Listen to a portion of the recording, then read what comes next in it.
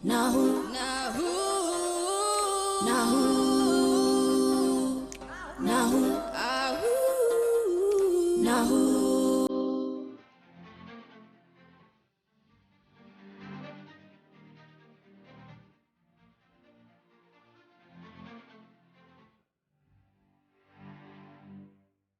Mr. David Steinman, ወይዘሮ አስኳል ተፈሪ እንደምን አላችሁ?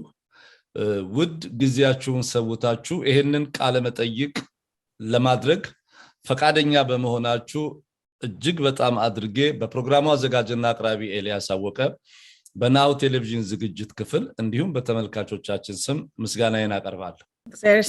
Thank you for inviting us. Thank you very much. I'm honored to join with you today. Okay, thank you. የጁን 4 በ5 ሰዓት በኢስተርን ሰዓት አቆጣጠር የኢትዮጵያ አሜሪካውያን የዜጎች ምክር ቤት ደራሲ ዴቪድ ስቴንማን፣ ፕሮፌሰር አን ፊትዝጀራልድ እንዲሁም ዲያቆን ዮሴፍ ተፈሪ፣ ፕሪሲላ ራህም፣ ዶክተር አሪያ አምሳሉ፣ ሺባ ተከስተ፣ ወገኔ አምሳሉ፣ ጆን ፊልፖት አይሲሲ ሎየር፣ ጸዲ አበበ እና አስኳል ተፈሪ በዚህ ፕሮግራም ላይ ተሳተፋላችሁ። ይሄ ትልቅ ስራ ነው። ሚስተር ዴቪድ ስቴንማን እንዴት ወደዚህ ፕሮግራም ሊጋበዝ እንዴት ወደዚህ ፕሮግራም ሊሳተፍ እንደቻለ ለተመልካቾቻችን ብታስረጅልን። እሺ፣ እግዚአብሔር ይስጥልኝ እንደገና ስለጋበዝከኝ እጅግ በጣም አመሰግናለሁ። ዴቪድ ስታይንመን ጁን 4 ላይ በሚደረገው ስብሰባ ለምክር ቤቱ ስፔሻል ጌስት ሆኖ ነው የቀረበው። ሚስተር ዴቪድ ስቴንማን የህይወቱ ባክግራውንድ የትምህርት ዝግጅቱ ከኢትዮጵያ ጋር ያለው ግንኙነት ምን እንደሚመስል እስኪ። Well, I've been a promoter of democracy in countries around the world since the 1980s. I was formerly an advisor to the US National መልካም ከፈረንጆቹ ከ1980ዎቹ ጀምሮ በዓለም ዙሪያ ባሉ የተለያዩ ሀገሮች የዲሞክራሲ መብት እንዲሰፍን ስሟገትና የዲሞክራሲ መብት አራማጅ በመሆን ሰርቻለሁ። ከዚህ ቀደም የአሜሪካ ብሔራዊ የደህንነት ምክር ቤት አማካሪ በመሆን ሰርቻለሁ። በዚህም በፕሬዝዳንት ሬገን ዘመን አሜሪካ ለአምባገነኑ የሃይቲ መንግስት የነበራትን አቋም እንድትለውጥ በተለይ ዲሞክራሲ ማስፋፊያ ፖሊሲዋን እንድትቀይር ድርሻ ነበረኝ። ከዚያ በኋላ በሀገራቸው ዲሞክራሲ ለማስፈን የሚፈልጉና በውጭ ሀገራት የሚኖሩ የተለያዩ ዜጎች እንዳግዛቸው እኔን ማነጋገርና እርዳታዬን መጠየቅ ጀመሩ። እናም እንዳግዛቸው ከጠየቁኝ ሰዎች መካከል ዶክተር ዊልዴ እና ቤተሰቦቹ ይገኙበታል። ይህ የሆነው ከዛሬ 30 ዓመት በፊት ነበር። ከዛ በኋላ በኢትዮጵያ ላይ ፍላጎት ማሳደር ጀመርኩ። የኢትዮጵያ ስቃይና መከራ፣ ድህነት፣ ረሃብ እና ድርቅ ሁሌም ያሳስበኝ ነበር። ስለ ኢትዮጵያ ጉዳዩ ይበልጥ ባወቅኩ ቁጥር አገሪቷን የሚመራው ብልሹ መንግስት ሳይጋለጥና ሳይታወቅበት በዚህ ችግር ውስጥ ትልቅ ሚና እየተጫወተ መሆኑንና መከራዋን እያባባሰ መሆኑን ተገነዘብኩ። እናም የኢትዮጵያ ስቃይና መከራ እንዲያከትም ትልቅ ተስፋ በመሰነቅ ኢኮኖሚዋን ለማሳደግ የተሻለ መንግስት እንድታገኝ ለመርዳት ራሴን አሳልፌ ለመስጠትና ለመርዳት ቆርጬ ተነሳው። እናም የወያኔን አገዛዝ የሚቃወሙ ቡድኖችን በመደገፍ ከፈረንጆቹ ከ1991 ዓ.ም ጀምሮ እስከ 2018 ድረስ በተለያዩ መንገዶች ሰርቻለሁ። ያሁኑ መንግስት ከመጣ ጀምሮ እና ወያኔ ከተወገደ በኋላ ደግሞ እንደማንኛውም ሰው የተፈጠረውን ለውጥ እየተመለከትኩ ያስተዋልኩ ይገኛለሁ። In different ways, and since then, of course, like many others, I've been observing the changes that have occurred after the TPLF stepped away. ወይዘሮ አስኳል አቤት። Okay, read it his CV in English. Okay, ጤና ይስጥልኝ። የዴቪድ ስታይንመንን ባዮ በእንግሊዝኛ አነብላችኋለሁ። David Steinman is an American democracy promotion expert. ዴቪድ ሲሞን በዜግነት አሜሪካዊ ሲሆን የዲሞክራሲ መብት ተሟጋች ነው። በይበልጥ የሚታወቀውና ለረጅም ጊዜ ያገለገለው በውጭ ሀገር የህወሓት ተቃዋሚ በመሆን ነው። በፈረንጆቹ በ1990ዎቹ ዶክተር ዊልደርን ከእስር ነፃ በማውጣትና በማስተዋወቅ ትልቅ ሚና ተጫውቷል። ወያኔ በህዝብ ድምጽ የተረታበትና የአፍሪካ መነጋገር የነበረው የ97ቱ የምርጫ ዘመቻ በመደገፍ ህዝባዊ እምቢተኝነት እንዲቀጣጠል ትልቅ ሚና ነበረው። በቢቢሲ የህዝብ አስተያየት መሰብሰቢያ የህወሓት የሰብአዊ መብት ረገጣን የ30 ቢሊዮን ዶላር ስርቆትንና ድብቅ የዘር ማጥፋት ወንጀልን ለምዕራቡ ዓለም ለመጀመሪያ ጊዜ ያጋለጠ ሰው ነው። በዚህ ምክንያት እንደ ኒውዮርክ ታይምስ፣ ዋሽንግተን ፖስት፣ ኢንተርናሽናል ሄራልድ ትሪቡን እንዲሁም ፎርብስ.com ባሉ ዓለም አቀፍ ሚዲያዎች ብዙ ጊዜ ተጠቅሷል። በፈረንጆቹ በ2018 ሚስተር ስታይንማን የኦሮሞ ፌዴሬሽን ኮንግረስ ዓለም አቀፍ የድጋፍ ቡድንና የአማራ ህዝብ ትግልን በሚደግፉ ድርጅቶች መካከል ጥምረት በመፍጠር የአሜሪካን ፖሊሲ ለውጥ የሚያበረታታ ጸረ ኢህአዴግ ዘመቻ እንዲከፈት አግዟል። የኢህአዴግን የዘር ማጥፋት ወንጀል ለአሜሪካ ስቴት ዲፓርትመንት አቅርቧል። ሚስተር ስታይንማን ገንዘብ ደምና ህሊና የተሰኘ ታሪካዊ የምርምር ውጤት የሆነ መጽሐፍ ለህትመት አብቅቷል። በባህል እያዋዛ ስለ ህወሓት የወንጀል ታሪክ ለምዕራባውያን በሰፊው የሚያስተምር ትልቅ አድናቆት የተቸረው ታሪካዊ ልቦለድ መጽሐፍ ነው። በዚህ መጽሐፍ የልቦለዱ ክፍል ያልሆነና የዶክተር ቴዎድሮስ አድሃኖም በኢትዮጵያውያን በሰብአዊነት ላይ ስለፈጸማቸው ወንጀሎች ያትታል። እነዚህ ወንጀሎችን በፈረንጆቹ ታህሳስ 2020 ዶክተር ቴዎድሮስ ለዓለም አቀፉ የወንጀለኞች ፍርድ ቤት እንዲቀርብ ላቀረበው አቤቱታ መሰረት ሆነውታል። ይህ ዜና በለንደን ታይምስ የፊት ገጽ ላይ የወጣ ሲሆን በ100 ሚሊዮኖች የሚቆጠሩ ሰዎች የዶክተር ቴዎድሮስን እና የህወሓትን ወንጀሎች ያሳወቀና ዓለም አቀፍ የመገናኛ ብዙሃንን ስሜት የኮረኮረ ነበር። ሚስተር ስታይንማን ከዋርትቶን ኮሌጅ በኢኮኖሚክስ የመጀመሪያ ዲግሪውን አግኝቷል። የ2019 የኖቤል የሰላም ሽልማት እጩ ነበር። የግል ስራውንና ሙያውን ወደ ጎን በመተው ላለፉት 30 ዓመታት ለኢትዮጵያና ለኢትዮጵያውያን ራሱን አሳልፎ የሰጠ ሰው ነው። በዛሬው ዕለት እንግዳችን በመሆን ቀርቧል። ዴቪድ ስታይንማንን እንግዳ አድርጎ ስለጋበዘው ናሁ ቴሌቪዥንን ከልብ አመሰግናለሁ። በዛሬው ዕለት እንግዳችን ሆነ ለመቅረብ ፈቃደኛ በመሆን በአሜሪካ የኢትዮጵያውያን ሲቪክ ምክር ቤት ስም ከልብ አመሰግናለሁ።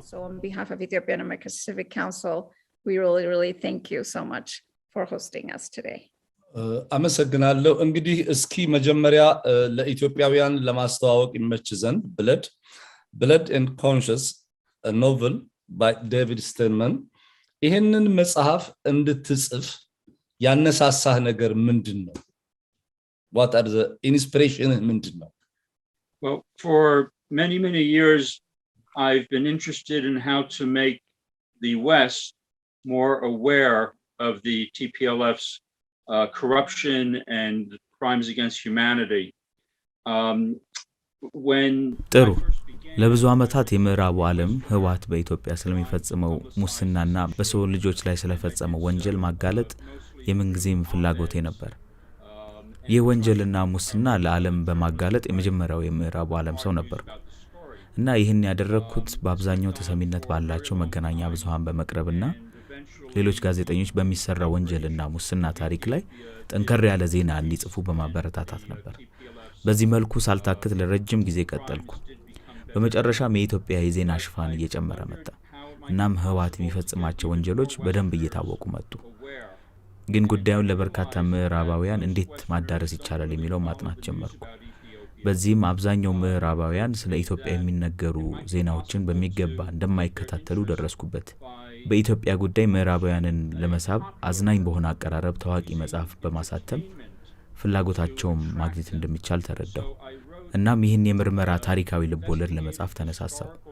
መጽሐፉ የፍቅር ታሪክ ነው ማለት እችላለሁ። በወታደራዊው የደርግ አምባገነን ዘመን የተፈጸመ የኢትዮጵያውያንና አሜሪካውያን የፍቅር ታሪክ ነው። እናም አንባቢው በታሪኩ ይደሰታል። እናም በዋናነት የፍቅር ታሪክ ነው። ፖለቲካን በፍቅር እያዋዛ የሚያቀርብ ነው። ነገር ግን መጽሐፉን አንብበው ሲጨርሱ ስለ ወያኔ እውነቱን ያውቃሉ። ስለዚህ መዝናኛን በመጠቀም ይህን ጉዳይ በመደበኛነት ትኩረት የማይሰጡ ምዕራባውያንን ይስባል። የፍቅር ታሪኩ እንዳበቃ ቀጥሎም የጸሐፊው ማስታወሻ በሚል ክፍል ስለ ህወሓት ወንጀሎች የበለጠ ያብራራል። እነዚህ የዘረዘርኳቸው ወንጀሎች ነበሩ ቴዎድሮስ አድሃኖም ለዓለም አቀፉ የወንጀለኞች ፍርድ ቤት እንዲቀርብ መነሻ የሆኑት። Which explains further about the TPLF's crimes, and that afterward also was the basis for complaint to the International Criminal Court about Tedros Adhanom. አመሰግናለሁ ሚስተር ዴቪድ። እንግዲህ በፋሽስታዊው የህወሓት ድርጅት ውስጥ ከፍተኛ አመራር የውጭ ጉዳይ ሚኒስቴርና የጤና ጥበቃ ሚኒስቴር የነበረው ዶክተር ቴዎድሮስ አድሃኖም አሁን በከፍተኛ የስልጣን እርከን ላይ በዓለም ጤና ጥበቃ ድርጅት ውስጥ ይገኛል። ይህ ሰው የሰራውን ጄኖሳይድ ወንጀል ለማጋለጥ ያደረከው ጥረት ባንተ በግልህ is it a one man crusade ወይንስ ከጀርባህ አብረው ይሄንን ነገር አስተባብረው ክሱን እንድትቀጥል ያደረጉ ግለሰቦች ወይ ድርጅቶች ወይ ቡድኖች አሉ ወይ?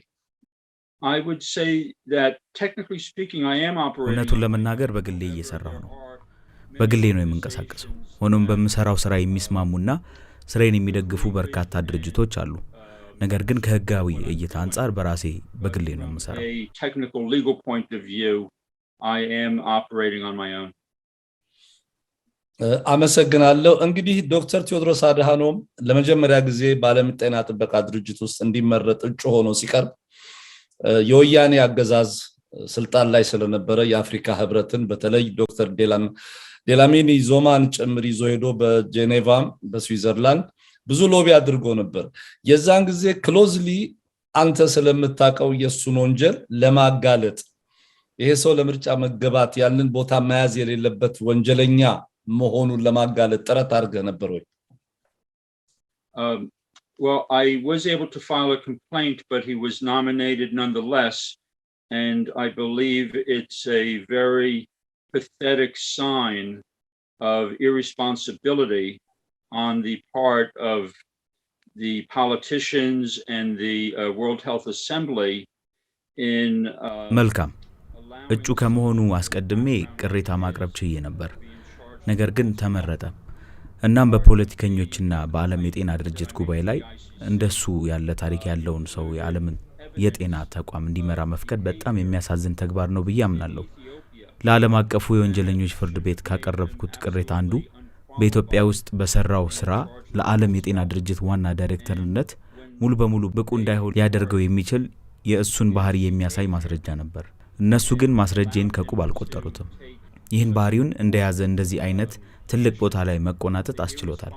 ጉባኤተኛው ኃላፊነት በጎደለው መልኩ የዓለምን ጤና ለከፋ አደጋ አጋልጠዋል። አንድ የማልክደው ነገር የኮሮና ቫይረስ ወረርሽኝ ለመጀመሪያ ጊዜ እንደተከሰተ ቻይና ለተወሰነ ጊዜ ዓለም ህዝብ ለመደበቅ መሞከሯ ያስከተለው ችግር አለ። ነገር ግን አፌን ሞልቼ በእርግጠኝነት የምናገረው እንደ ዶክተር ቴዎድሮስ ያለ ሰው ስልጣን እንዲይዝ መፈቀዱ ችግሩን ይበልጥ አባብሶታል። እናም በመላው ዓለም የሚሊዮኖች ህይወት እንዲቀጠፍ ሊገመት የማይችል ስቃይና መከራ አስከትሏል።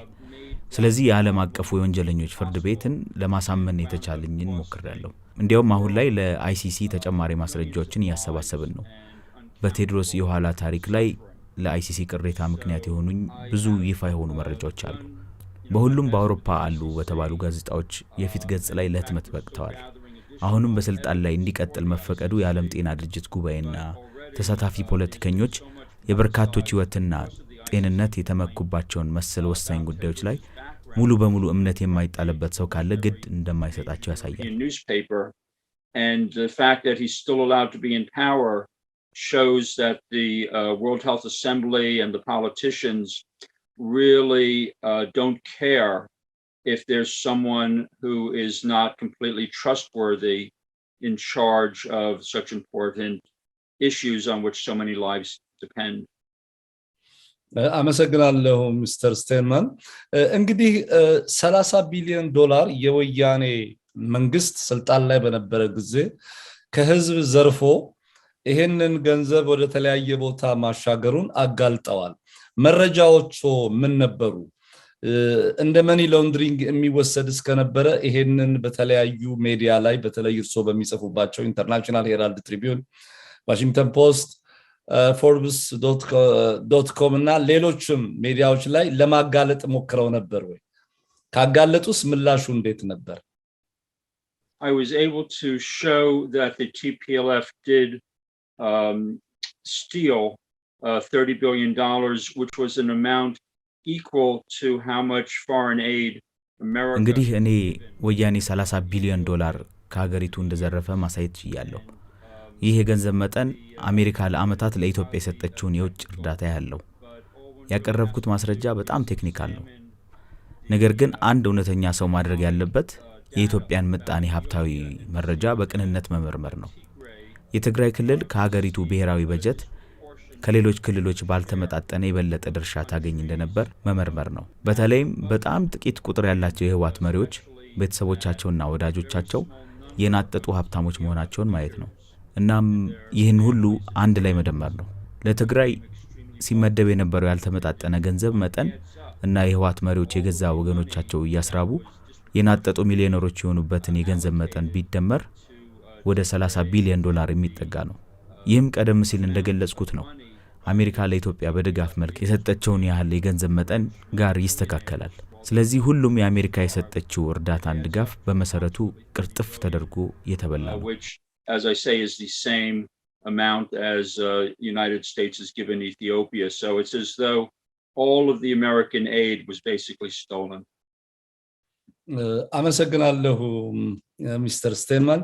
እንግዲህ ይሄንን የፋሽስታዊ ድርጅት የወያኔ ደጋፊዎች ይሄን ነገር ተራስም ማጥፋት ነው እንጂ በጭራሽ ይሄን ያክል ብርኛ አልዘረፍንም፣ ለአገር ትልቅ ነገር ሰርተናል ሲሉ ይደመጣሉ።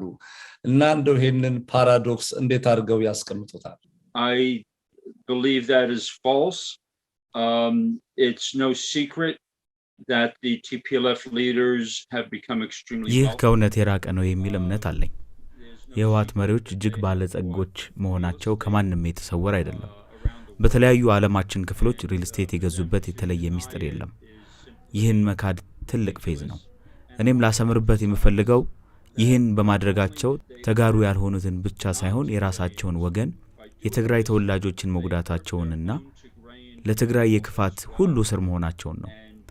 ይህን ያህል ገንዘብ መዝረፍ ብቻ አይደለም፣ ተጋሩ ራሳቸው ከነበረባቸው መከራ በላይ እንዲጎሳቆሉ፣ ህዝባቸው አላስፈላጊ ግጭት ውስጥ እንዲገባ፣ በዙሪያቸው ከሚኖሩ ሌሎች ህዝቦች ጋር እንዲናቆሩ አድርጓቸዋል። እናም ዋናው ተጠቃሚዎች ቁንጮ የህወሓት አመራሮች ናቸው። በሀብት የተንበሸበሹትም እነሱ ናቸው።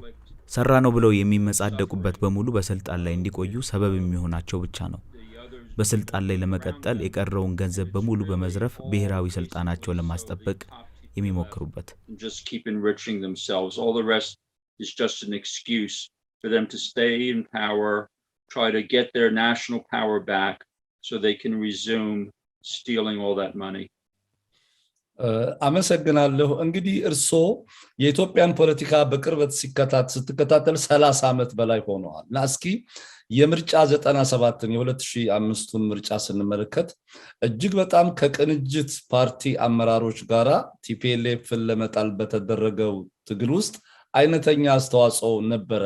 ምን ነበር እስኪያ? ብዙዎች እንደዚህ ሲሉ ሲጠቅሱ ይሰማሉና ነው ይሄ ጥያቄ። The Kinijit election was 2005. በምርጫ 97 የኔ ተሳትፎ ከፍተኛ ነበር።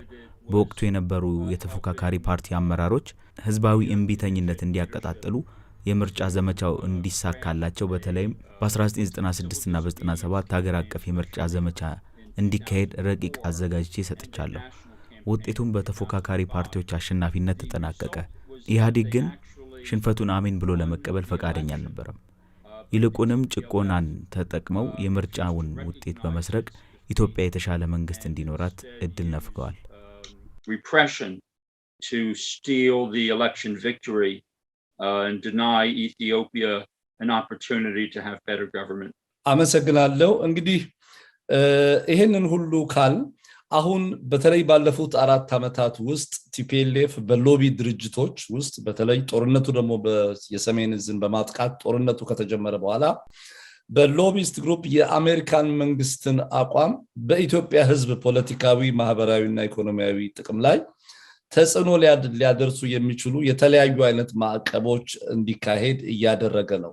ይሄንን ለማጋለጥ ከርሶ መሰል ሰዎች ወይም ከኢትዮጵያውያን ጋር በጋራ ለመስራት የሞከራችሁት ነገር አለ? What I've been focused on is trying to raise Western awareness. እኔ ይበልጥ ትኩረት የሰጠሁት ምዕራባውያን የወያኔን ክፋት በቅጡ እንዲረዱት ግንዛቤ ለማስጨበጥ ላይ ነው። የበርካታ ምዕራባውያንን አስተሳሰብ ለመቀየር ከሁሉም የበለጠው ተግባራዊ መንገድ ነው ብዬ የማስበው ይህንን መጽሐፍ ማስተዋወቅና ማሰራጨት ነው። የአሜሪካ የውጭ ጉዳይ ፖሊሲ በምዕራባውያን አስተያየትና አስተሳሰብ ተጽዕኖ ላይ ሊወድቅ ይችላል። ነገር ግን ትልቁ ችግር በርካታ ምዕራባውያን ለዚህ ጉዳይ ደንታ የሌላቸው መሆናቸውና ዝቅተኛ ፍላጎት መኖሩ ነው። ስለዚህ ትኩረቴን የሳበው ነገር አሜሪካኖችና አውሮፓውያን የወያኔን ክፋትና ተንኮል የበለጠ እንዲያውቁ ለማድረግ በተለይ አቀራረብ መሞከር ነው። እንደሚታወቀው የአሜሪካ ፖሊሲ ለወያኔ በጣም የተመቸ ነው። የእኔ ዓላማ ይህ ፖሊሲ በምዕራባውያን ህዝቦች ዘንድ ትችት እንዲሰነዘርበት ማድረግ ነው። which is too supportive of the TPLF will be more likely to be criticized by the Western publics. አመሰግናለሁ። እንግዲህ እርሶ ኮሎሚስት ኖት፣ አምደኛ ኖት፣ በተለይ ለታወቁ ሜንስትሪም ሚዲያዎች ለንደን ዋሽንግተን ፖስት፣ ኢንተርናሽናል ሄራልድ ትሪቡን እና ሌሎችንም እነዚህ የምዕራባውያን ሚዲያዎች በቲፒኤልኤፍ እና በኢትዮጵያ መንግስት መካከል የሚደረገውን ጦርነት በሚመለከት ሲኤንኤንም ቢቢሲም ጨምሮ እጅግ በጣም አንፕሮፌሽናል የሆነ ፓርቲዚያን ፖዚሽን ወስደው ነበር፣ ወገንተኝነት ነበር። ይሄንንስ እንደው ፋይት ለማድረግ ይሄንንም ለሌላው የዌስተርን ሶሳይቲ ኤክስፖዝ ለማድረግ ጥረዋል ወይንስ እድሉን ነፍጎታል? Yes, I have. It's not easy to be frank with you, which is why I tried to use አዎ በሚገባ ካንተ ጋር እንዲህ በግልጽ መነጋገሩ ቀላል አይደለም። ለዚህም ነው ልቦለድ ለመጻፍ ወይም አዲስ አቀራረብ ለመጠቀም የሞከርኩት። ነገር ግን በተመሳሳይ ጊዜ በዶክተር ቴዎድሮስ ላይ ለአይሲሲ አቤቱታ ለማቅረብ ወንጀለኞች ተደብቀው እንዳይቀሩ ሰርቼ ነበር። ምክንያቱም በኢትዮጵያ ያለ የህወሓት አባል በነበረበት ወቅት የፈጸማቸው ወንጀሎች ሁሉ የሚመለከተው ዓለም አቀፉ የወንጀለኞች ፍርድ ቤት ነው። በምዕራቡ ዓለም ግንዛቤውን ለመፍጠር ስትሞክር ብዙ የሚዲያ ፉክክርና ፍላጎት ስላለ ልዩ የሆነ እይታ መፍጠር ያስፈልጋል። ሌሎች ተፎካካሪ ዜናዎችንና አስተያየቶችን ሰብረህ ለመግባት አንዳንድ የተለዩ መንገዶችን መጠቀም አለብህ። ካንተ ሐሳብ ጋር የማይስማሙትን በልጠህ መገኘት አለብህ። ለዚህም ነው የሌሎች ትኩረትን ለመሳብ መጽሐፌንና ዶክተር ቴዎድሮስን ከዓለም አቀፉ የወንጀለኞች ፍርድ ቤት ጋር አጣምሬ ያቀርብኩት እንጂማ በዚህ ርዕሰ ጉዳዩ ላይ በርካታ ጫጫታዎች እዚህም እዛም ይሰማሉ። ጫጫታውን ለማለፍና የበለጠ ትኩረት ለማግኘት የተለየ አቀራረብ መጠቀም ነበረብኝ። በተለይ የዶክተር ቴዎድሮስን ጉዳይ ከዓለም አቀፉ የወንጀለኞች ፍርድ ቤት አቤቱታ መቅረብ በመላው ዓለም ትልቅ የዜና ሽፋን በማግኘቱ የዜና ዘገባው በእርግጠኝነት በመቶ ሚሊዮኖች የሚቆጠሩ ሰዎችን ስለ ቴዎድሮስ ብቻ ሳይሆን ወያኔ በስልጣን ላይ በነበረበት ወቅት ስለፈጸመው እኩይ ተግባር እንዳስተማረ እርግጠኛ ነኝ። Hundreds of millions of people, not only about Tedros, but about the evils that the TPLF carried out when it was in power. አመሰግናለሁ። እንግዲህ ይሄንን ፋሽስታዊ የሆነ ድርጅት እንኳን ለኢትዮጵያ ህዝብ ለትግራይ ህዝብም ቢሆን የማይጠቅም ልጆቹን እየገደለ ኢኮኖሚውን እያወደመ ያለ ድርጅት ነው። በዚህ አኳያ ሰልጠነናል፣ ተምረናል፣ ዴሞክራሲ አለን፣ ፍሪደም ኦፍ ኤክስፕሬሽን እናከብራለን በሚሉ አገሮች ያሉ የዌስተርን ሚዲያ ይሄንን ድርጅት አንፕሮፌሽናል በሆነ መንገድ ጭልጥ ብለው ብላይንድ ሰፖርት ማድረጋቸው እንዴት ያዩታል? ያላቸውን ተጽዕኖ በመጨመር የኢትዮጵያ ህዝብ ላይ ሌላ ጦርነት የሚዲያ ጦርነት እንደከፈቱ አይቆጠርም ወይ? እዚህ ላይ ምን አስተያየት አለው? I believe the media does not really remember the history. The journalists tend to be younger and they don't remember the TPLF's ዓለም አቀፍ የመገናኛ ብዙሃን ታሪኩን ከስረ መሰረቱ በሚገባ ጠንቅቀው አያውቁም። አሁን ላይ ያሉት ጋዜጠኞች በብዛት በወጣትነት እድሜ ክልል ላይ ስለሚገኙ የህወሓት ረጅም ታሪክና ከረጅም ዓመታት በፊት የተፈጸሙትን ወንጀሎች ጠንቅቀው አያውቁም።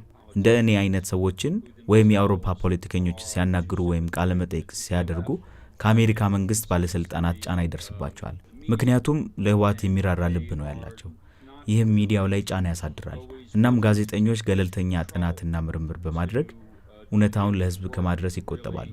በተለመደው አሰራር ሁሉም ወደሚያጨበጭብለት ትኩረት ያደርጋሉ። ኢትዮጵያውያን መጽሐፉን ለማስተዋወቅና ለማዳረስ በሚችሉት አቅም ሁሉ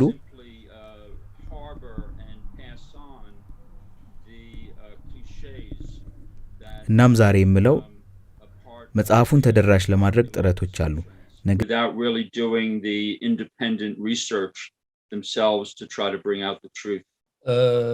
አመሰግናለሁ። እንግዲህ እንደሚያውቁት ይሄ የተዘረፈ 30 ቢሊዮን ዶላር ለተለያየ ኢትዮጵያን የማጥፋት የኢትዮጵያን ሕዝብ የመበታተን ሚሽን ላይ እንደሚውል መገመት አያስቸግርም። ለምሳሌ ጆርናሊስቶቹን ወይም እነዚህ ትልልቅ የሚዲያ ተቋማትን ብራይብ ሊያደርጉ ይችላሉ። አንዱ ይሄ ነው።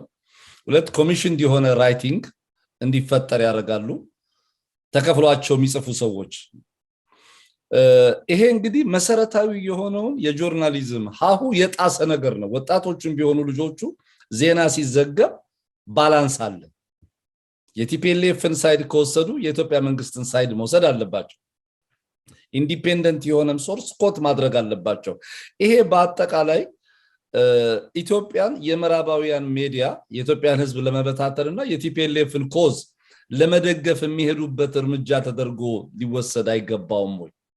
Well, I do not believe that the journalists who work for the major Western media can be bribed or would be willing to be bribed. I don't believe it's a matter of bribery.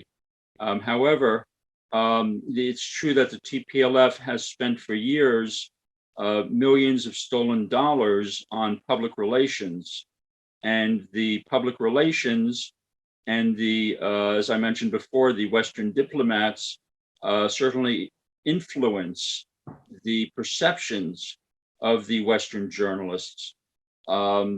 So I do believe that the journalism in the West, has not really analyzed the situation adequately, especially in terms of understanding the history.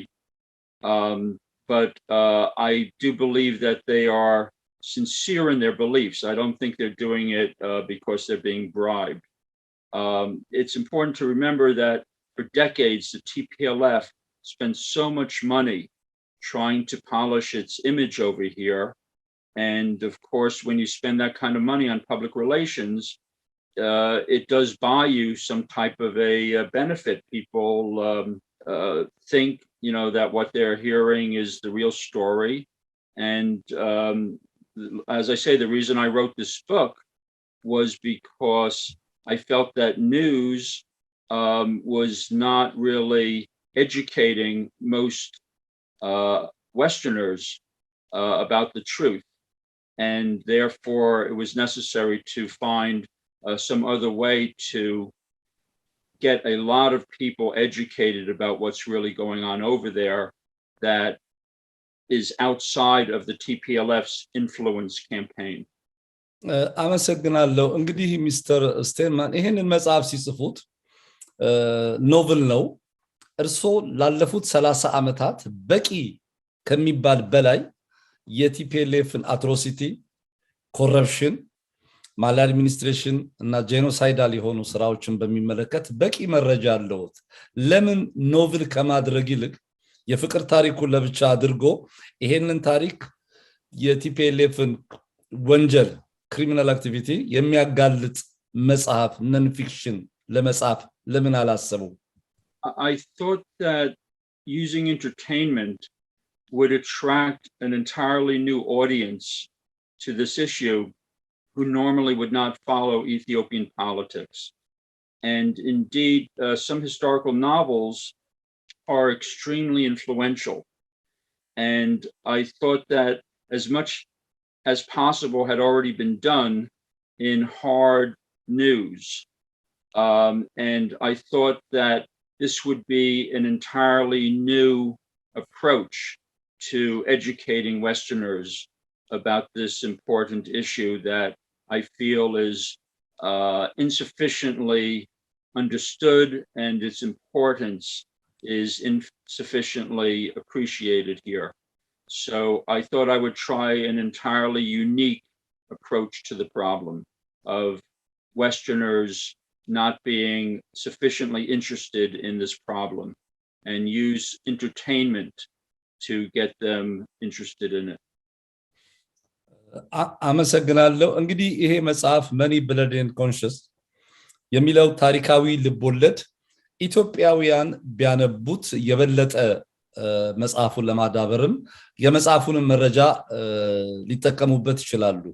ወደ አማርኛ ይሄንን መጽሐፍ ለመመለስ የተደረገ ጥረት አለ ወይንስ በእቅድ ላይ ነው? እናም ዛሬ የምለው ነገር ሁሉም ኢትዮጵያውያን መጽሐፉን ለማስተዋወቅና ለማዳረስ በሚችሉት አቅም ሁሉ የተቻላቸውን እንዲያደርጉ እጠይቃለሁ። አመሰግናለሁ። ይሄ እንግዲህ ኤክስፔንሲቭ የሆኑ ሎየሮችን ክፍያ ይመለከታል። መረጃ ከተለያዩ ቦታዎች ማሰባሰብን ይፈልጋል።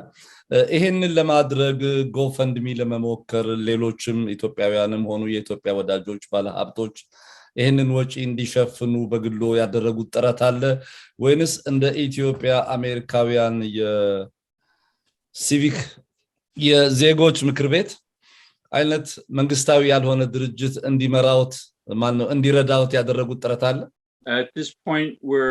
አሁን ላይ አንተ የጠቀስካቸው የኢትዮጵያ ድርጅቶችን ጨምሮ የሚያስፈልገውን ገንዘብ ለማዋጣትና ለመለገስ ፍላጎት አላቸው። የተለያዩ ህብረተሰብ ክፍሎች ጋር በመተባበር ገንዘቡን ማሰባሰብና ለተፈለገው ዓላማ ማዋል ነው። እስካሁን ያገኘሁት ድጋፍ የለም። ይህ ደግሞ ገለልተኛ በሆነ መንገድ ዘመቻ እንድፈጠርና ብቻዬን እንድጋፈጠው አስገድዶኛል። ከኢትዮጵያ መንግስት ተጨማሪ ድጋፍ ማግኘት እፈልጋለሁ፣ ግን እስካሁን ድረስ ያገኘሁት ነገር የለም።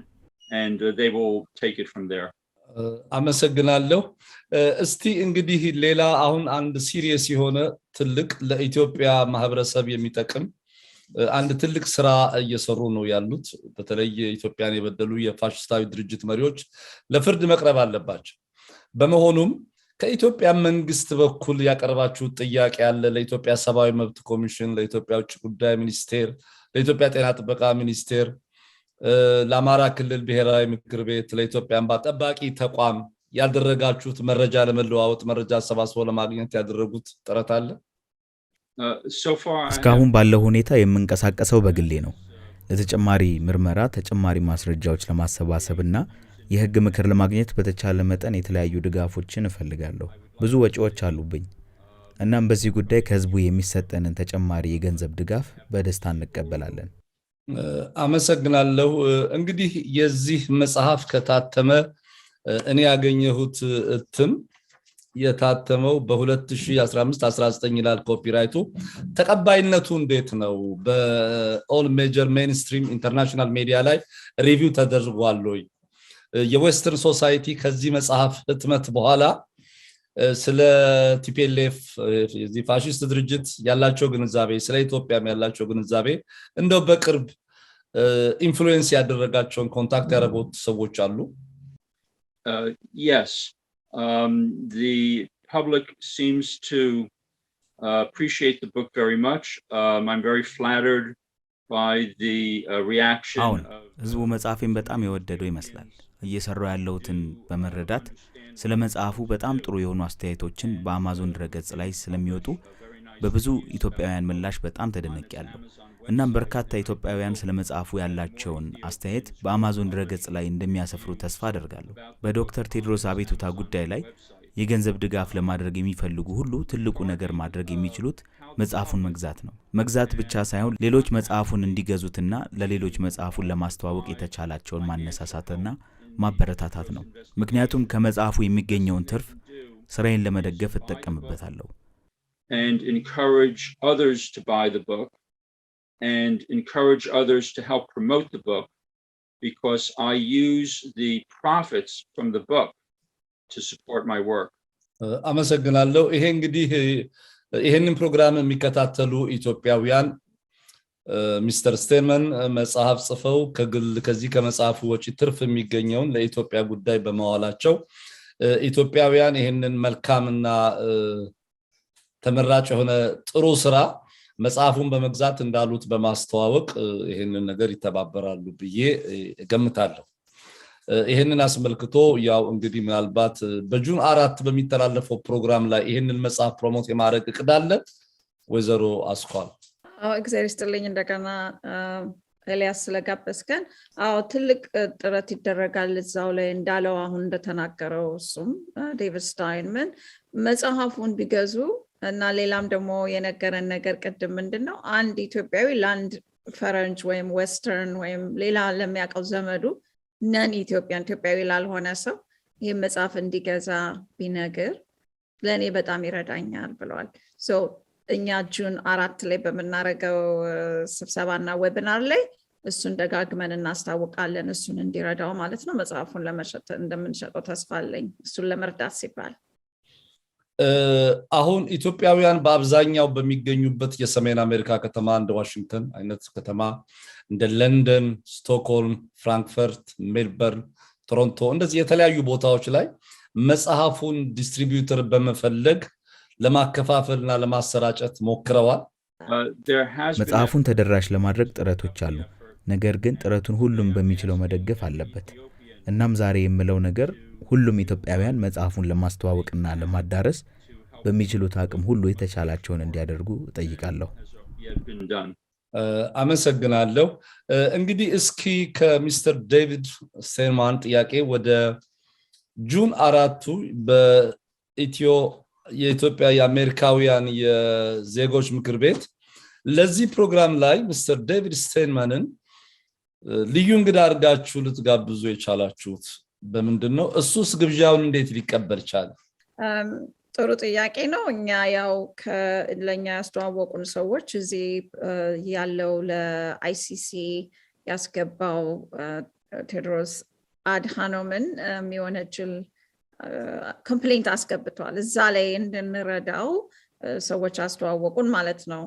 ካስተዋወቁን በኋላ ማስረጃ እየፈለግንለት እያለን ይሄንን ነገር በዌቢናር ብናቀርበው ሰውም ተሰብስቦ አንደኛ ሰውም ጥያቄና መልስ እንዲኖረው፣ ሁለተኛ ደግሞ እሱ መስራት የሚፈልገው ምን እንደሆነ ማስረጃውን ነው የሚፈልገው ወይስ ሎየር እንድንቀጥርለት ወይ ሌላ ሰው እንድናዘጋጅለት ምንድነው የሚፈልገው የሚለውን መልስ ከሱ ለማግኘት ነው ያዘጋጀነው ይሄንን ስብሰባ። እዚህ ስብሰባ ላይ አንደኛ ፊቸር ያደረግነው እሱን ያው ኢትዮጵያዊ አይደለም አሜሪካዊ ነው፣ ግን እግዚአብሔር ይሄን ነገር በርደን ሰጥቶት ኃላፊነቱን ወስዶ ይሄንን በማድረጉ ትልቅ ሚና ነው የተጫወተው። በእውነት ለኛ በህይወታችን ወደፊት በዚህ ትግላችን ላይ ያለን ዶክተር ቴዎድሮስ ነገር በጣም አሳሳቢ ነው ለኢትዮጵያ። በቀደምም እንደነገርኩ የወልቃይትም ነገር የሚወሰነው ኔጎሽዬሽንም ካለ እሱ ብዙ ሚና ስለሚጫወት ያው እግዚአብሔር ልኮት ዴቪድ ስታይንመን ይሄንን ኮምፕሌንት አቀረበ። በዛም ላይ እኛ ተረባርበን እሱን መርዳት አለብን በማለት ይሄንን ዌቢናር አዘጋጅተናል ለጁን 4 ያሁን ቅዳሜ ማለት ነው። ግብዣውን እንዲቀበል ይሄ ጥያቄ ለሱ ነው። ሚስተር ዴቪድ ስቴይንማን የኢትዮጵያውያን አሜሪካውያን የዜጎች ምክር ቤትን ግብዣ እንዴት ሊቀበለው ቻለ? I'm looking forward to the webinar as an opportunity to further discuss how to use the book to raise awareness in the West about the evils of the TPLF, and in addition about the danger that Tedros Adhanom is not only to Ethiopia but to the entire world. እንግዲህ በዚህ ጁን 4 ላይ ምን ያህል ሰዎች ኢንክሉዲንግ ሚስተር ስቴይንማን ጨምሮ ይሳተፋሉ ተብሎ ይጠበቃል? እንግዲህ ብዙ ሰው ጋብዘናል። እኛ ካፓሲቲ ዌቢናሩ ላይ እስከ 500 ሰው ድረስ ይወስዳል። 500 ሰው ካለፈ ደግሞ በፌስቡክ ላይቭ ስትሪም እናደርገዋለን። በፌስቡክ ኢትዮጵያን አሜሪካን ሲቪክ ካውንስል ብላችሁ ብትገቡ ታገኙታላችሁ። ብዙ ሰው እንደሚተባበረን ተስፋ አለኝ። ኤርትራን አሜሪካን ወንድሞችና እህቶቻችንም እዛ ላይ ይተባበሩናል እና ያልሰማችሁም ካለ በዚሁ ያው እንዳሳስባችሁ ፈልጋለሁኝ እና ሳተርዴ ጁን 4 ቅዳሜ ጁን 4 ላይ 5 p.m. ኢስተርን ታይም ኢትዮጵያን አሜሪካን ሲቪክ ካውንስል ዌብሳይት አለ። ኢትዮጵያን አሜሪካን ሲቪክ ካውንስል ፌስቡክ ፔጅም ላይ አለ። እዛ ላይ ሄዳችሁ እንድትመዘገቡ በትህትና አሳስባለሁ። ሚስተር ስቴይንማን የ2019 የኢኮኖሚክስ የኖቤል ፕራይዝ ኖሚኒ ነበር። ኢኮኖሚስት ሆኖ በሙያው አብዛኛውን ግን ወደ ታሪክ፣ ወደ ስነ ጽሁፍና ወደ ፖለቲካ ነው ያጋደለው።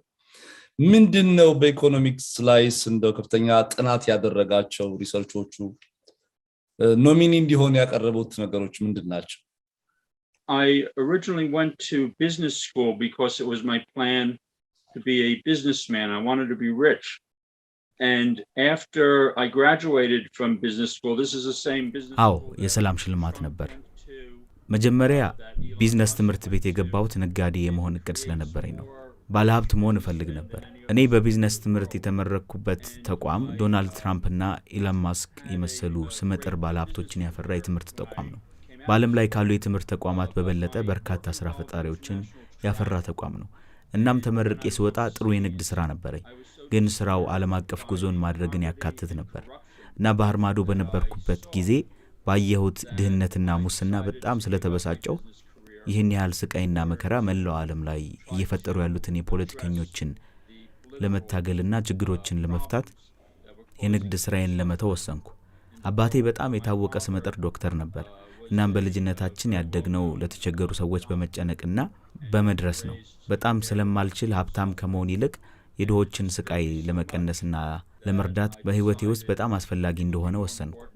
እናም የቢዝነስ ስራዬን ትቼ በፖለቲካዊ ችግሮች ላይ አተኮርኩ እና ለብዙ 10 ዓመታት ወደ ኋላ በመመለስ በኢትዮጵያ ዙሪያ ለሰራሁት ስራ ነበር ለኖቤል የሰላም ሽልማት የታጨሁት።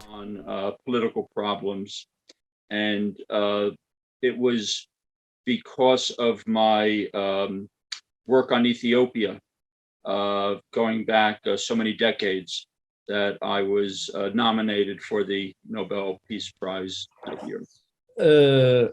አመሰግናለሁ።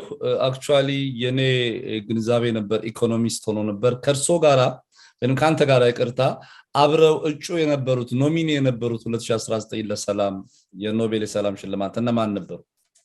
Well, the Prime Minister of Ethiopia obviously was, and I'm not aware of all of the others. I believe there was that ያው የኢትዮጵያ ጠቅላይ ሚኒስትር እንደነበሩ ግልጽ ነው። ሌሎች እጩዎችን ብዙም አላስታውስም። ሁሉንም አንድ በአንድ አላስታውስም። አንዲት ወጣት ሴት ነበረች። ኦ አምላኬ ሆይ አዝናለሁ። ማን ነበር ስሟ? ወጣት ሴት ነች። አምላኬ የዘነጋው ተቸገርኩ። ብቻ የአካባቢው ጥበቃ ተሟጋች የነበረች ሴት ነበረች። የ16 ዓመት ወጣት ሴት። አእምሮዬ በድንገት ይህንን ማስታወስ አልቻለም። ይቅርታ። I can't give you a good answer there. I'm sorry. Memory's just not working. Okay. ያው እንግዲህ 2019 ጠቅላይ ሚኒስትር አብይ አህመድ የኖቤል ሽልማት ተሸላሚ የነበሩበት አመት ላይ አብሮ እሱም እጩ እንደነበር ነው የነገረን። በስተመጨረሻ እንግዲህ ሚስተር ስቴንማን ለኢትዮጵያውያን በተለይ ይህን ፋሽስታዊ ድርጅት ለመታገል ከኢትዮጵያውያን እኩል በዓላማ ጽናትና በቁርጠኝነት ያረከው ነገር ትልቅ አስተዋጽኦ ነው። ይሄንን ኢትዮጵያና የኢትዮጵያውያን ታሪክ ሲዘክረው ይኖራል። እስቲ በስተመጨረሻ ይሄንን አስመልክቶ የምትናገረው ነገር ካለ? Yes, I think it's important that Westerners be educated about Tedros Adhanom's history for two reasons. One, of course, is it's very important that Ethiopians who suffered under the TPLF receive justice. And Tedros was not the only TPLF leader, but he certainly does share responsibility for the suffering of many Ethiopians. But in order to get Western awareness of that increased, it's important that Westerners be made to understand that what Tedros did in Ethiopia was to cover up threats to public safety. This included trying to cover up massacres, trying to cover up a famine, trying to hide the government's failure to address poverty, and to cover up the abuse of journalists who are trying to expose the truth. And it's very important for Westerners to understand the specific types of crimes that Tedros committed because someone with a track record of covering up threats to public safety is absolutely the last person who should be in charge of the world's health. And sure enough, if you look at the early days of the COVID outbreak and you see that there are questions about whether Tedros colluded with China to downplay the risk, when one understands what he did in Ethiopia and realizes that he has a history of covering up public safety threats, it makes it much more likely that he did indeed collude with China to downplay the COVID danger until it was too late. And that repetition, that continuance of his behavioral pattern, of his Ethiopian behavioral pattern, has cost the world incredible suffering. And now the World Health Assembly has just reappointed a man who has a definite history of increasing the danger to the world by helping to cover up threats to public safety as a favor to political patrons. And it puts the world at a higher risk if another pandemic comes out. The risk of another pandemic during the next 5 years is approximately 1 in 6. So that's similar to playing Russian roulette. And if you have someone in charge of the world's health with a history of covering up public threats to safety, who's still in charge with a 1 in 6 chance of another pandemic, it raises the danger to the entire world more than is necessary. And it's simply criminal to allow that risk to be higher than is absolutely necessary. አመሰግናለሁ። እንግዲህ ወይዘሮ አስኳል የቅዳሜውን ስብሰባ በሚመለከት የመጨረሻ ለኢትዮጵያውያን ልታስተላልፊ የምትፈልጊው ነገር ካለ? እሺ፣ እግዚአብሔር ይስጥልኝ። እንደገና አመሰግናለሁ ናሁ ቲቪ ኤልያስ ይሄንን ዝግጅት አድርጋችሁ በማቅረባችሁ እጅግ በጣም እናመሰግናችኋለን። የቅዳሜው እንዳልኩት ጁን 4 ላይ 5 p.m. ኢስተርን ታይም ነው የሚሆነው። ኢትዮጵያን አሜሪካን ሲቪክ ካውንስል ብላችሁ ብትገቡ ፌስቡክ ላይ አለ ሊንኩ፣ ዌብሳይታችንም ላይ አለ ኢትዮጵያን አሜሪካን EACC_EAN.com ነው .org ነው፣ እዛ ላይ ነው ያለው። እንግዲህ ያው ዴቪድ ስታይንመን አንጋፋ እንግዳችን ይሆናል። በተጨማሪም እንደዚሁ አን ፊትስጀራልድ፣ ዲያቆን ዮሴፍ ተፈሪ የኢትዮጵያን አሜሪካን ሲቪክ ካውንስል ሊቀመንበር ናቸው። እንደዚሁም ሪፐብሊካን GOP ሊደርስ ከኮሎራዶ የነሱም አጋዦች ይመጣሉ። ዶክተር አራያ አምሳሉ ከኛ ጋር ነው የሚሰራው። እሱም ኢትዮጵያን አድቮኬሲ ኔትወርክ የሚባለው የሱ ነው።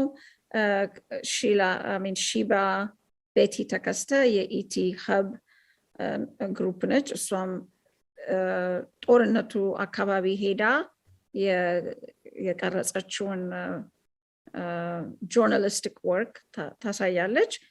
እንዲሁም ጆን ፊልፋት የሚባለው የICC ጠበቃ ሆኖ የሩዋንዳ ኬዝ ላይ የተቀመጠና ብዙ ICC ወንጀሎችን የተሟገተ ታላቅ ጠበቃ እሱም ይገኛል እና እንደዚሁም ብዙ ሰዎች ይኖራሉ። ስለዚህ እንደምንም ብላችሁ ተረባርባችሁ እንድትመጡ እንድትተባበሩን በትህትና እንጠይቃለን። እሱንም ለመደገፍ ነው ዋናው። ይሄ ትልቅ ስራ ስለሚሰራ ዴቪድ ስታይንመን ብቻውን እንዳይሆን ይሄ ውጊያ የኛም ውጊያ መሆኑን አውቀን እግዚአብሔር ብርታቱን ሰጥቶት ጤንነቱም ትንሽ ተሻሽሎ እዛ ላይ እንድንተባበረው በትህትና ማሳሰብ ፈልጋለሁ። እግዚአብሔር ይስጥልኝ። ኤልያስ እንግዲህ አመሰግናለሁ ወይዘሮ አስኳል ተፈሪ እንዲሁም ሰር ዴቪድ ስታይንማን ውድ ጊዜያችሁን ሰውታችሁ ይሄንን ቃለ መጠይቅ በማካሄዳችን በስተመጨረሻ ባለፈው ካንቺ ጋራ ያው ፈቅደሽልኝ ነው ካንቱ ወደ አንቺ ያቀረብኩት ስላንቺ ሳስተዋውቅ በአጋጣሚ ልዑላዊ ማረጋቸውን ቀንሼ አቶ ይስሐቅ ፍቅረ ስላሴ ብዬ ባለቤትሽን በማቅረቤ ይቅርታ ጠይቃለሁ። ተመልካቾች የወይዘሮ አስኳል ተፈሪ ባለቤት ልዑል ይስሐቅ ፍቅረ ስላሴ ነው የሚባሉት። ለዚህ ስተት ይቅርታ ጠይቃለሁ። መልካም ጊዜ ሚስተር ዴቪድ and ሚስተር ወይዘሮ አስኳል አመሰግናለሁ። Thank you ኤልያስ በጣም አመሰግናለሁ። ያ ሁላችንም አገልጋዮች ነን፣ የህዝቡ አገልጋዮች ነን። ስለዚህ እግዚአብሔር ይርዳን፣ እግዚአብሔር ይጨመርበት። እጅግ በጣም አመሰግናለሁ። Thank you so much David Steinman for attending this session today and we look forward to the June 4th event together. For sure we'll meet on the June 4 meeting together. Yeah, actually I read the book and I just really want to discuss with you, focusing on the book, the characters, with the Hannah, with the body and all other things. It is really photographic, especially the characters are really speaking colorfully in about the Taito Hotel and the other stuff. I definitely will arrange another program focusing on the characters, the plot, and the writings of the book. So you enjoyed it? Of course, yes, gentlemen. Of course, yes. I love reading and I enjoyed it because I was very familiar for most of the TPLF things. And it's really very interesting. We're focusing after June 4 when you have time, really, we just really do on the books. Especially the cultural part is very interesting. On the touch is the Doro and with the innkeepers, in Tigra, in Aro and other places. It's really very photographic. It's well crafted. Yes. It is well crafted. Let alone the Ferengis and the Westerners, it invites me and attracts me to read as a foreigner for the whole familiar things that I just know it. As a very good writer, you make the most familiar things very fresh and the fresh very familiar. Thank you, gentlemen. Thank you. I appreciate your kind words about the book. With my background, it was not easy to figure out, how you actually write entertainment. Yeah. That was something very different for me. In the past, I published op-eds and encouraged journalists, to cover as hard news. So when you write something that's actually entertainment, even if it's a historical novel, I actually call it an investigative historical novel. Exactly. It combines historical fiction with investigative journalism, but structuring something that has the emotional pull of a love story, for example, was something new for me. And so I do feel relieved that I was able to, do it properly, because writing entertainment's a very different skill. Exactly. Yeah, it's a very different skill. Your selection and mutation capacity as a good writer is really very fantastic. Yeah, it's more really when you mute things and when you select, especially you get the psychology of the Ethiopian woman. You deal with circumcision, this mutilation issue, the confidence and all other things. Hannah is really a nice character. Well, thank you. I am relieved that the Amazon reviews have a 4.6 star level. And that's actually equal to or even slightly higher than many famous American writers. So, yeah, because I just enjoyed it, because you see, I used to chew chat for more than 30 years. My third daughter actually forced me to stop that chewing a chat, and I know the feeling about it, gentlemen. Actually, in the book, when we review the book, we'll discuss a lot of things on that issue. All right. I'll look forward to it. It's a pleasure to be with you. Thank you so much. Okay, gentlemen. Thank you very much. Okay, I enjoyed it. Okay, I enjoyed it. Wizara Asqual, thank you very much. Madam Princess, really thank you very much. It takes a great load of my mind. The platform of my program is Amharic. We have excellent simultaneous translators. They just sent under voice. And for sure, this is not our last meeting. It is our first meeting, gentlemen. All right, sounds good. Thank you. Okay, bye-bye. Bye. Okay, bye-bye.